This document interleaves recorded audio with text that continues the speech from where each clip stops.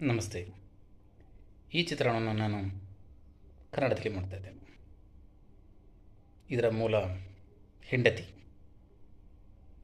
ದೊರಕಬೇಕಾದರೆ ಹುಟ್ಟಬೇಕು. ಹುಟ್ಟಿದ ಬಾಲ್ಯಾವಸ್ಥೆಯಿಂದ ಅವರಿಗಿರುವ ಕರ್ತವ್ಯಗಳ ಬಗ್ಗೆ ವಿವರಿಸ್ತಾ ಇದ್ದೇನೆ.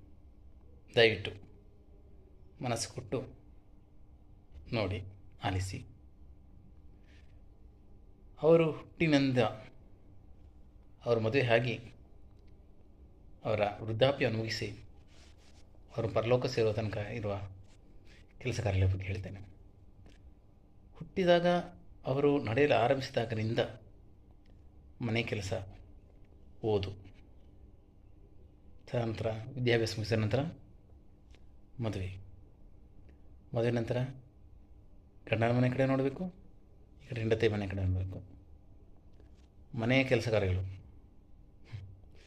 ಈಗ ಈ ಒಂದು ಕಲಿಯುಗದಲ್ಲಿ ಅವರು ಕೂಡ ಗಂಡನಿಗೆ ಸಹಭಾಗಿಯಾಗಿ ಕೆಲಸಕ್ಕೆ ಹೋಗ್ತಾ ಇದ್ದಾರೆ. ಯಾಕೆ? ಕುಟುಂಬ ನಿಭಾಯಿಸಲು ಗಂಡನ ದುಡಿಮೆ ಸಾಕಾಗುವುದಿಲ್ಲ ಎಂದು ಅಲ್ವಾ?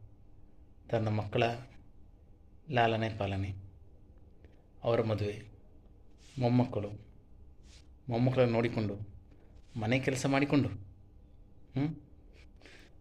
ಎಲ್ಲವನ್ನೂ ನಿಭಾಯಿಸಿ ತದನಂತರ ಅವರು ಪರಲೋಕ ಸೇರ್ತಾರೆ. ಈ ಮಧ್ಯದ ಅವಧಿಯಲ್ಲಿ ಅವರಿಗೆ ಸಿಗುವುದೆಂತ ಕಷ್ಟ.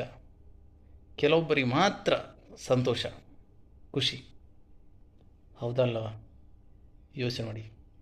ಇಂಥ ಮಹಿಳೆಯರಿಗೆ ನಾವು ಕೊಡಬೇಕಾದದೇನು? ನೆಮ್ಮದಿ, ಮರ್ಯಾದೆ. ಎಷ್ಟು ನೋವು ಅನುಭವಿಸಿದರೂ ನಗುತ್ತಾ ಇದ್ದು ನಮ್ಮನ್ನು ನೋಡಿಕೊಳ್ಳುವರು ಅವರೇ. ಹೆಂಡತಿ, ಮಹಿಳೆ. ಹೌದಾ ಅಲ್ಲವಾ?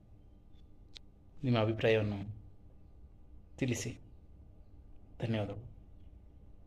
ತಪ್ಪಿದ್ದರೆ ಕ್ಷಮೆ ಇರಲಿ.